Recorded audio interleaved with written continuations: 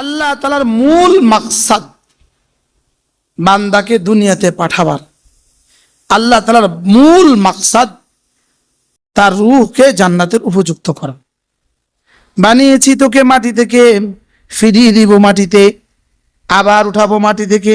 এই হাফেজ সাহেবরা আমার লোকমা দিবে, আমি কিন্তু হাফেজ না, আমি হাফেজের বাপ। মেরে ভাইও, আল্লাহ তাআলা আমাদের কাছে কি চান? আসলে মূল মাকসাদে জিন্দেগি কি হওয়া, মূল মাকসাদে জিন্দেগি কি হওয়া চাই। আজকে আমি চাঁদপুরে আসা পর্যন্ত, হাজীগঞ্জ পর্যন্ত একটা কিতাব পড়ছি গাড়িতে বসে বসে। আল্লাহ তাআলার মূল মাকসাদ বান্দাকে দুনিয়াতে পাঠাবার।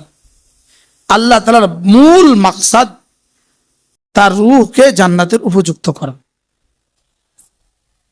বলেন কি বলেন? রূহগুলোকে জান্নাতের কি করা? উপযুক্ত। মায়ের পেটে পাঠিয়েছেন আল্লাহ তাআলার মূল মাকসাদ বডি নির্মাণ করা, আর দুনিয়াতে পাঠিয়েছেন আল্লাহ তাআলার মূল উদ্দেশ্য রূহটাকে নির্মাণ করা। সুবহানাল্লাহ বলেন।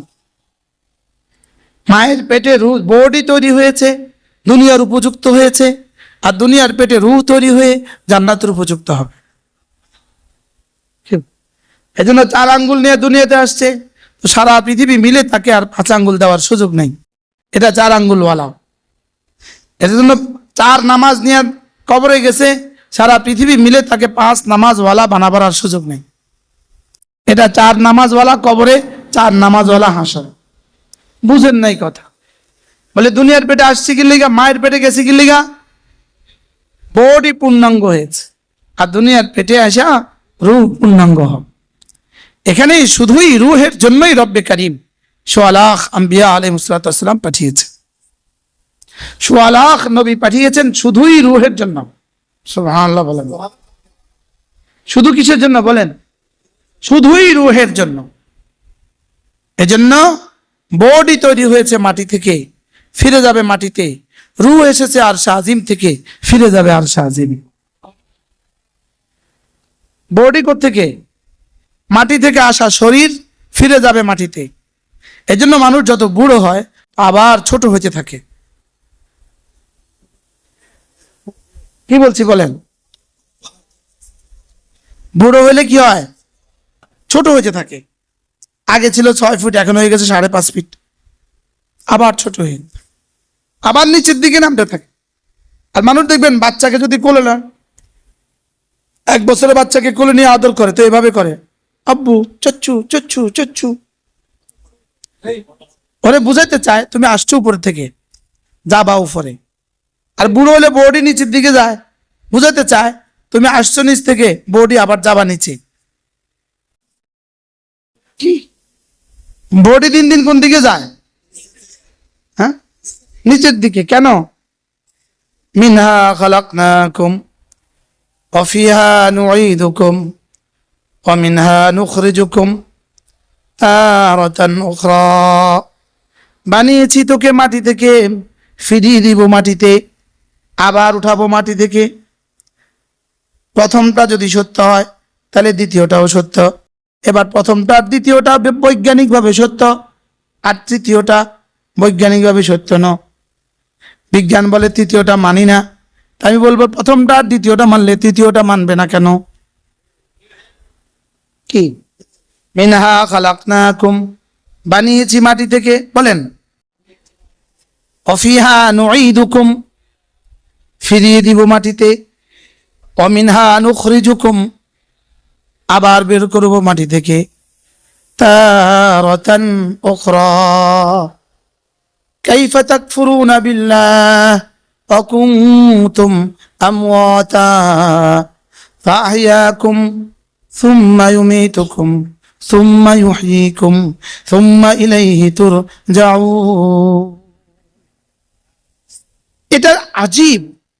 কাইফা তাকফুরুন, কেমনে অস্বীকার করিস? সুবহানাল্লাহ বলেন। কি বলে বলেন? বাংলা বলেন। আরে কিভাবে তুই অস্বীকার করিস? হ্যাঁ, একদম মালিক, দোকানের মালিক, তার কর্মচারী, তুই কিভাবে অস্বীকার করিস? তোকে আমি 5 লাখ টাকা অ্যাডভান্স দিচ্ছি, প্রতি মাসে তোর 15,000 টাকা করে বেতন দিছি, প্রতি মাসে 2,000 টাকা করে তোর বকশিস দিছি, তোর প্রতি বৃহস্পতিবারে 500 টাকা করে বকশিস দিছি, প্রতিদিন যাওয়ার সময় তোর বাড়ির লেগা কমলা দিছি, আপেল দিছি, তুই কেমনে রে নাফরমানি করিস? আল্লাহ কি কয়? কাইফা তাকফুরুন, বলেন কি বলে? এই হাফেজ সাহেবরা আমার লোকমা দিবে, আমি কিন্তু হাফেজ না, আমি হাফেজের বাপ। আলহামদুলিল্লাহ কয় না, আমি হাফেজ না, হাফেজের বাপ বলে। আমার ভূত হাফেজ হয়েছে, আমি হাফেজের বাপ না, আমি হাফেজের বাপ। আরে কয় না এটা মেস্তুরি নি, কয়টা মেস্তুরি না, মেস্তুরির বাপ। হ্যাঁ আমি হাফেজ না, কিসের বাপ? বলেন আলহামদুলিল্লাহ। তোমরা আমার লোকমা দিবে যেহেতু আমি হাফেজ না। কাইফা তাকফুরুনা বিল্লাহ, এই কেমনে না মানিস আল্লাহকে, এই কেমনে অস্বীকার করিস? বলেন কি বলে? কিভাবে তুই অস্বীকার করছিস?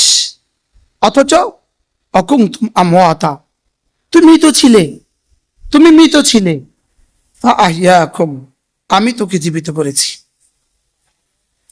তোর জীবন তো শেষ কথা নয়, সুম্মা ইউমিতুকুম, আবার তোকে মারবো, এই কথা শেষ কথা নয়, সুম্মা ইউহয়িকুম, আবার তোকে জীবিত করব, এই কথা শেষ কথা নয়, সুম্মা ইলাইহি তুরজাউন, এরপরে তোকে আমার কাছে আবার ফিরে আসতে হবে।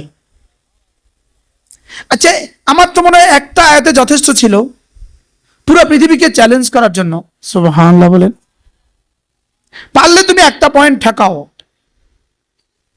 পারলে তুমি বলে দাও আমি মৃত ছিলাম না, এবার পারলে তুমি বলে দাও আমি আর মরবো না, এটা বলে দাও। এরপরে যদি পারো বলে দাও যে সামনে আমাকে আর জীবিত করা হবে না, এরপরে পারলে বলে দাও আমাকে রবের সামনে উঠানো হবে না। এখন রবের সামনে উঠানো হবে এটাই কি শেষ কথা না? এরপর আরো কিছু আছে। সুম্মা তুরাদ্দুনা ইলা আলিমিল গায়বি ওয়াশ শাহাদা, তোকে ঠেলে দেওয়া হবে, তোকে পেশ করা হবে এমন এক সত্তার সামনে যিনি তোমার জীবনের সব জানতেন, যিনি তোমার জীবনের কি সব জানতেন, এমন এক সত্তার সামনে তোমাকে পেশ করা হবে। পেশ করা হবে এটাই কি শেষ কথা না? ফায়ুনাব্বিউকুম বিমা কুনতুম তা'মালুন, এবার তিনি তোমাকে বলে দিবেন তুমি জীবনে কি কি করেছ। আমি কোনো বাংলা ভাষা পারি না, মরণের ওয়াজের কারণে আমার এখন বাংলা ভাষায় কথা বলতে হবে। আমি তো নোয়াখালী হুজুর নোয়াখালী কথা কই, মরণের ভাষা কি সুন্দর মাশাআল্লাহ। কি এখন আমাকেও একটু কষ্ট করে হইলো আমাকেও বলতে হবে।